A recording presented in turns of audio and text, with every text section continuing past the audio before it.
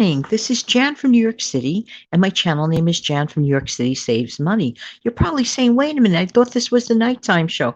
No, I made a decision that every once in a while, more than once in a while, I'm probably going to do an audio show on Friday mornings. Friday mornings are notoriously my extremely busiest. Clean out the refrigerator, sit down, organize my own life type of thing. So I need to take that extra time and concern myself with that than worry about what I call beauty metrics. Okay. Anyway, how's everybody doing this morning? Want to talk to you this morning about boosting our emergency funds.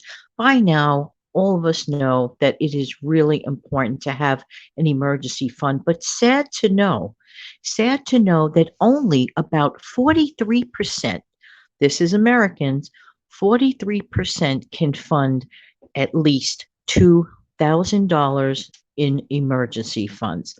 And actually, that is actually an improvement because I understand from research that that has been boosted up originally from the original 35% just a few short years earlier. So it's a slight improvement, and that's always a good thing. But I think we could do better than 43% can do this. We all should be able to do this.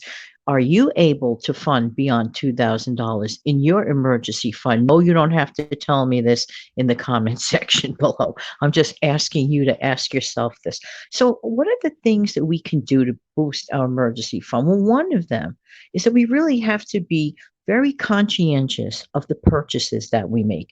And for me, the easiest thing to do, I don't want to get overwhelmed. I like to do things in baby bites and not big chunks. So I decided a while back, I like to take things on a case per case thing. Like when I'm looking at a purchase, I will truly examine, is this a need? Is this a want? This is really very important. Now, idealistically, some people are curious to know how many months funding of an emergency fund should they have? Well, we could start off with 3 to 6 months. 3 to 6 months basically of your essential expenses should be saved for your emergencies. You don't know the amount of money in your essential expenses? Well, that's an easy one. Sit down and figure that out. How much are you paying in your essential bills every month? It is a shame to know that some people don't know the numbers. They don't know the numbers because maybe they put everything on like an automated thing, like everything. And even though it's convenient, it's still very important to be in touch with your own numbers. So that's really a big thing to do. Now, if you believe that your job is on shaky ground, 3 to 6 months of the essentials, you really need more than that. So then what can you actually do to like boost your emergency funds? One of them is try not to procrastinate.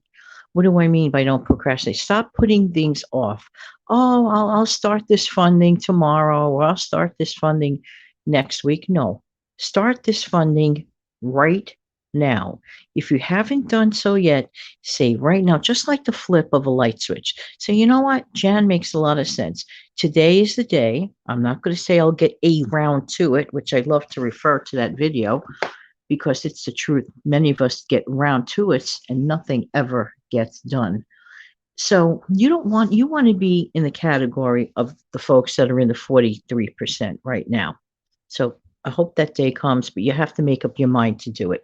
You have to take things a little bit more seriously and stop putting things off. Procrastinating is not a good thing, especially in this case. All right, so we established that. Next comes a little bit more of something that some people they kind of don't like. Some people can't seem to figure out ways to increase their income, and it's really so many ways. And sometimes I feel like I'm being repetitive, but there are ways to increase your income. You could just look around your house. You could sell things, things that are just taking up space. You can look for a part-time temporary assignment job.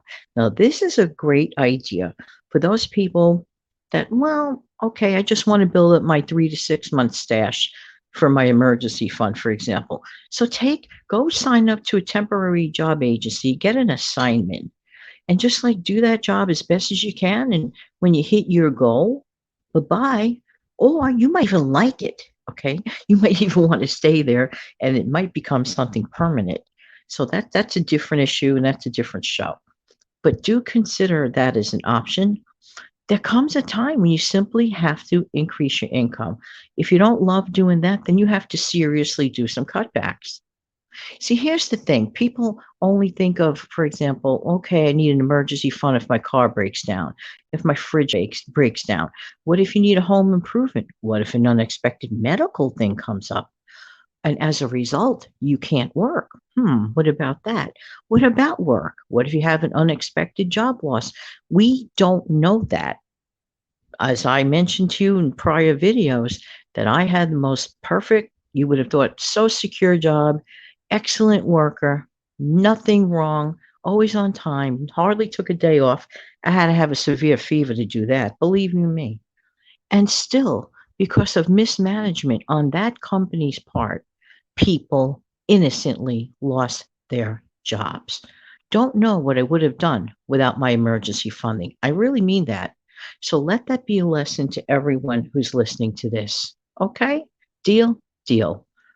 Thank you for understanding about my Friday mornings. And the main thing is that you got this message. And please, please do not hesitate to share my message with anyone that you think might need it. Thank you so much. In the meantime, this has been Jan from New York City. Thank you so much for listening on this special Friday morning. Have an amazing upcoming day. Have an amazing upcoming weekend, in fact. I'm going to close the show. Have a wonderful day. Be right back.